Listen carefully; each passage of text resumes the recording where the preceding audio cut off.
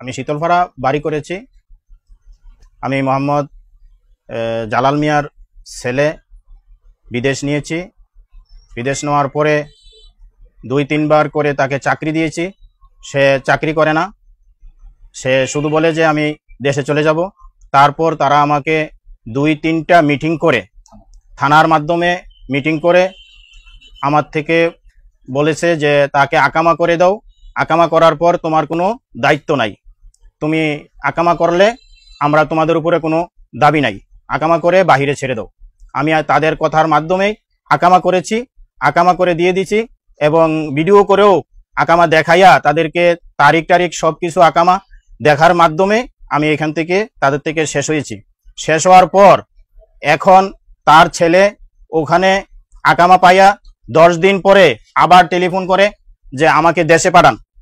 আমার ছেলে বলেছে আমার ছেলে সৌদি আরবে থাকে। তখন আমার ছেলে বলেছে যে আমি এখন তোমার দায়িত্বে নাই, তোমার যে মালিক কফিল, এই কফিলের মাধ্যমে তুমি ফোন করে তোমার ব্যবস্থা তুমি করে নাও। তারপরে সে কফিলকে অবগত করে নাই, না করে সে পুলিশের হাতে ধরা দিয়ে সে বলেছে আমার আকামা নাই। তো আকামা নাই বলে সে পুলিশের হাতে ধরা দিয়ে সে দেশে চলে আসছে। তারপর জালাল মিয়া আমাকে হুমকি ধমকি দিয়েছে যে আমার টাকা রিটার্ন দাও, নাইলে তোমাকে প্রাণনাশক আমি ব্যবস্থা করব। এই বলেও আমাকে অনেক হুমকি ধমকি দিয়েছে। টাকা পয়সার ব্যাপারে আরো সে ডাবল চেয়েছে। সে আমাকে যত টাকা দিয়েছে তার ডাবল চেয়ে আমাকে হুমকি দিয়েছে, আর না হয়তো আমার পরিবার পরিজন কেটে মেরে ফেলবে।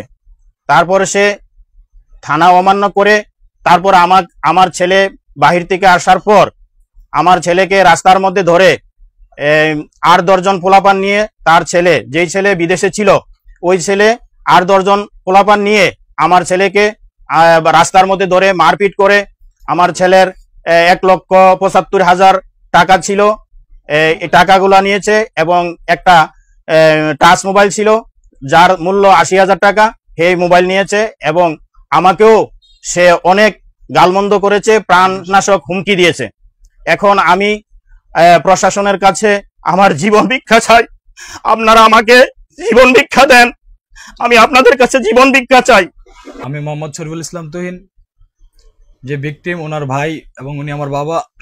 যে মূলত যে ঘটনাটা হয়েছে, আমরা ওনাদেরকে আমার বাবা মাধ্যমে ওনারা বিদেশ যায়, যাওয়ার পর এক বা একাধিক 3 বার করে থানায় বসে এবং আইনের মাধ্যমে থানার এক দারোগা সহ এবং গণ্যমান্য এলাকার ব্যক্তি সহ 3 বার করে মিটিং বসে ওনাদেরকে চাকরি দেওয়া হয়। চাকরির পরে ডিসিশন হয় যে আকামা দিয়ে দেওয়া, সবাই রিকোয়েস্ট করে যিনি থানার ওসি স্যার আছেন উনি সহ বলছে আকামা দেওয়ার পর আমাদের সাথে আর কোনো সম্পর্ক নাই, আকামা দেওয়ার পর ওনারা যার যার ভাবে চলে যাবে। কিন্তু আকামা দেওয়ার পর যে ছেলে ও 1 সপ্তাহ 15 দিন পর দেশে চলে আসে, আসার পর এবং সে যে আসে সে নিজে ইচ্ছায় আসে, আমাদের কাছে সব ভয়েস রেকর্ড আছে এবং তার মা বলে যে এখন সে চলে আসবে, এটা দায়ভার তোমরা নাই।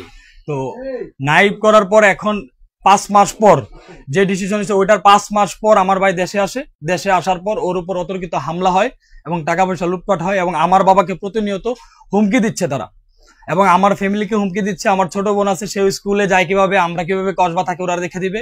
ওনারা আসলে থানায় কাজ করে বিদায়, ওইখানে তাদের খুব ক্ষমতা এবং তাদের গ্রামের ক্ষমতা ব্যবহার করে আমাদের প্রাণের ঝুঁকি আছে, যে কোনো মুহূর্তে আমাদের ফ্যামিলিতে আক্রমণ হতে পারে। তো আমরা দেশবাসীর কাছে এবং আইনের কাছে শ্রদ্ধাশীল রেখে সকলে মিলে আমাদের এই ব্যাপারটা আপনারা দেখবেন। আমাদের জীবনের হুমকি আছে, আমার বাবার জীবনের হুমকি আছে, উনি অসুস্থ মানুষ। হ্যাঁ, আমরা আইনের প্রতি শ্রদ্ধা রেখে আইনের সর্বোচ্চ বিচার দাবি করছি।